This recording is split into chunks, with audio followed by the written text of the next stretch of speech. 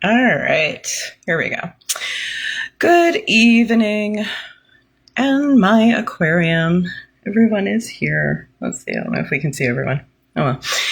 Anyways, I wanted to talk to you guys about the dreaded smear campaigns. Smear campaigns are just the worst. Ugh. And then they are closely followed by the people who believe smear campaigns.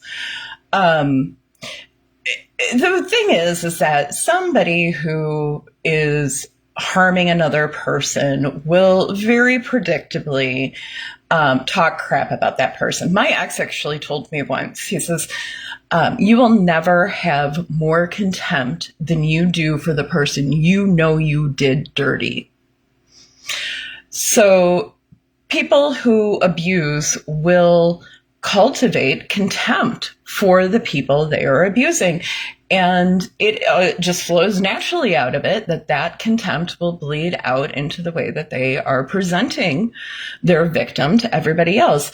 And which is obviously, a really completely shitty way to be and to treat people. Where I really start to run into a problem is the people who will just take this and never bother to actually check if it's real. You know, um, it's just insanity, absolute insanity.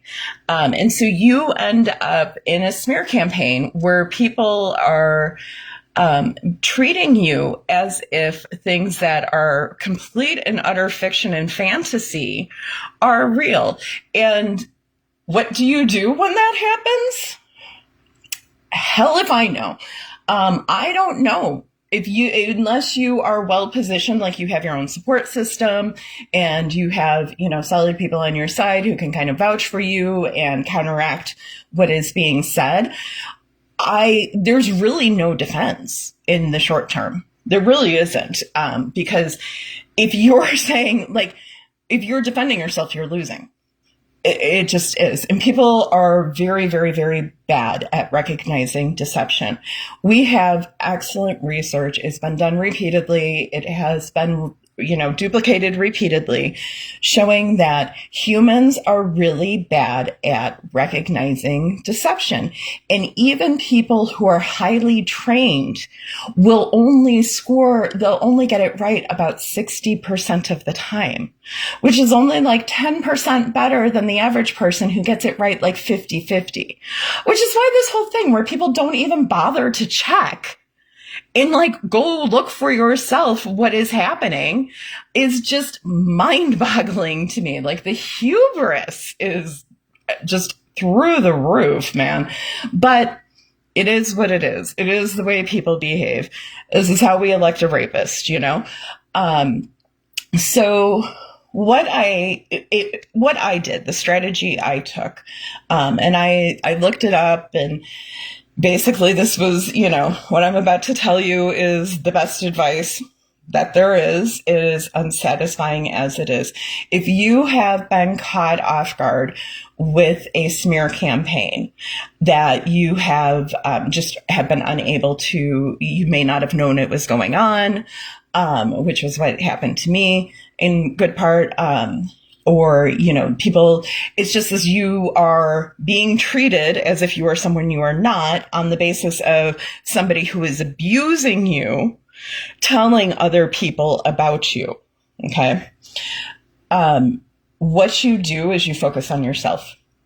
You really have to simply be yourself the very best that you can. Okay. Because your defense of yourself, I promise you guys, I don't know if you heard me say this before, but I have a gift for persuasion. I once convinced a cabbie to take a check.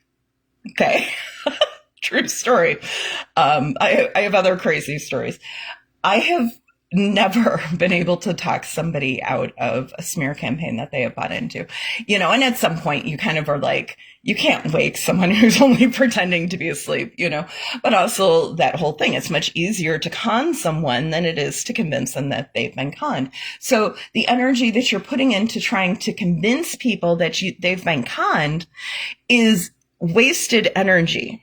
for the most part. Like maybe you'll get lucky, but it's definitely not something that you should be fixated on, not something that you should be actively like putting much energy into, because it is a waste of your time. And if you're being treated according to, as if you were somebody who you are not, according to what your very worst enemy is spreading in the streets about you, then you need to survive first. And you're going to need to recover. So you need to focus on yourself. Like you really need to have tunnel vision to make sure that you are okay. And then what will happen in time is, first of all, it will help reorient you to reality, because as you're moving about the world, people will be interacting with you, right? And so if you walk in going, I'm not this sort of person, I'm not that sort of person, people aren't going to be able to see what sort of person you are, right? And if you're having to tell everybody, like, dude, if you have to tell yourself, people, sometimes you do, but it doesn't work. You have to just be who you are. Be who you are, do what you do your best, keep healing, keep growing, keep being the person that you have always intended to be, succeed, and eventually, you will be in a place of strength. And then from a place of strength, you can begin basically getting the attention of some of these Nimrods who just bought whatever they were told, if you need to. Typically, those people they're not on your team. They're not on your side. It is not worth even, really, it is not worth wasting a minute longer of your time and energy, your mental energy, your emotional energy. They do not deserve any of it. Like, obviously, we have to go through a process. We have to grieve, but they don't deserve anything on that front. So don't worry about them. But what will happen is the people who see you just being you will begin to respond to you as you. I cannot tell you how nice it was. A couple of years ago when I was staying in St. Paul, I took some time and I went on dates and I had a good time. And, just a beer I had to learn to drink. I can do a sour, White Moon, your grandma's beer. And it was so refreshing to just be able to say to somebody, here's who I am. This is what I do. This is how I think, and have them respond to that rather than everybody around me my entire life was like, that's not real. That's not true. I know you better than you know yourself. You don't even know. I've watched you trying to tell me who I am, Oh my goodness. How refreshing just to have people who respond to you as who you present yourself as. That's what you'll discover, right? So really just put your time and your energy into being yourself, getting yourself strong. And then when you're strong and people see you, anybody who matters will see you being strong. They will see you being okay. And you will not have kind of like bent yourself or allowed yourself to be warped in response to the lies being told about you.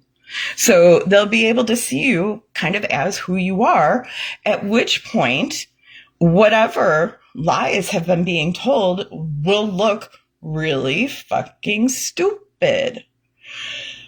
Like that's just the way it works. And at that point, you can move forward. And even if somebody who believed the lies or was invested in the lies wants to come forward and try and, continue the smear campaign against you in a new setting, people know you. They're not going to buy that crap. And they're not like the people who were around you before who were like invested in whatever these stupid narratives are.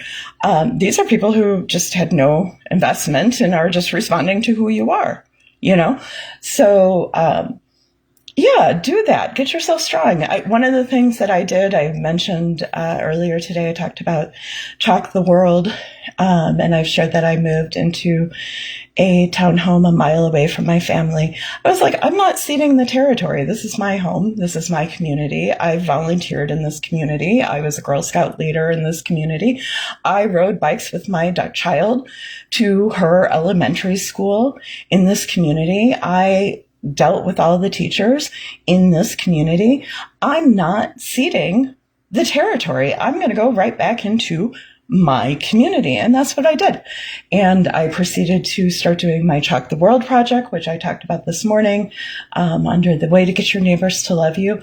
I got an article into the newspaper about it.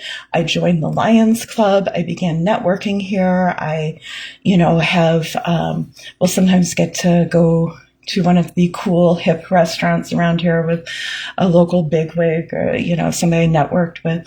And so I feel safe and secure in my community, and I feel safe and secure that the lies that have been told about me, I've been very open and transparent. People know who I am. They know how I think. They might like me. They might not, but they're certainly not going to believe that I abandoned my children to go do drugs or something. They'd be like, what? Really? They would at least come back and ask me about it, and those are people that are worth having around you, right? So anyways, the smear campaign is horrible. It's stupid. If you fall for one, you should be ashamed of yourself, and you should leave everybody else alone until you figure out what the heck is wrong with you. But we keep going, right? Other people don't get to just determine who we are. We're the only person who gets to determine who we are. So be who you are, and your vibe attracts your tribe.